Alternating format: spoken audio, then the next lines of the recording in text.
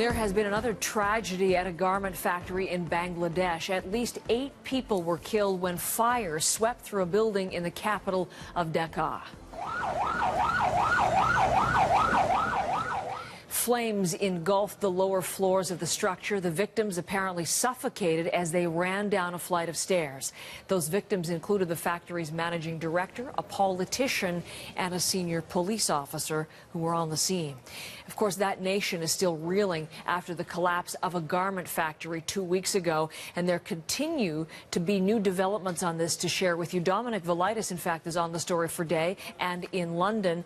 The aftermath of this collapse, Dominic, it is now the most deadly garment factory or the industrial accident in the world.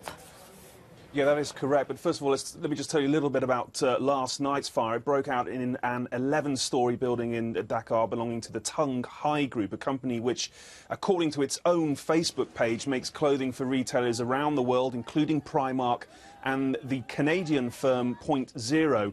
Now, fire officials say the fire broke out in the middle of the night, and although most of the workers had already gone home when it started, again, there has been a loss of life. 8 confirmed dead, among them the factory director and a police officer. We're told that they were attending a meeting in the building at the time. Their bodies and those of the other 6 who were killed were discovered in a stairwell, which has led investigators to believe that they were attempting to flee the fire, but obviously didn't make it. This is the latest disaster to hit Bangladesh's garment industry. Last month, again in Dhaka, there was that terrible incident when a building collapsed. They're still pulling bodies out of the rubble today. Indeed, officials are saying now that the number of killed there stands at 912, making it Bangladesh's worst ever industrial disaster. Steps have been taken to address safety concerns surrounding the country's garment industry since then, with the government shutting down 18 factories to date on safety grounds. But again, Heather, as we saw last night, incidents are still occurring, people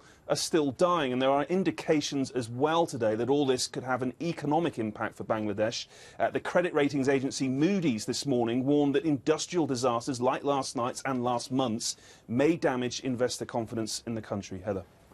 Dominic, in Canada, we focused on Joe Fresh, the Loblaw company. That was the Canadian retailer where labels were found in the fire ruins.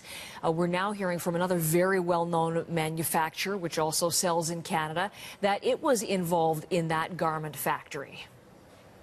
Yeah, that's right. We've heard from Benetton, and we've had something of a major U-turn from them as well. In the immediate aftermath of the Rana Plaza building collapse last month, Benetton issued a statement saying that none of the companies caught up in the disaster made clothes for it. Later, after Benetton labels were discovered in the rubble, the company acknowledged that it had placed a one-time order from a manufacturer based in the building. The next day, though, it had to admit that one of its suppliers had occasionally subcontracted orders from a company based there. The reason for the confusion, Heather, according to Benetton's chief executive, who was given his first interview since the disaster, is the complexity of the company's supply chain.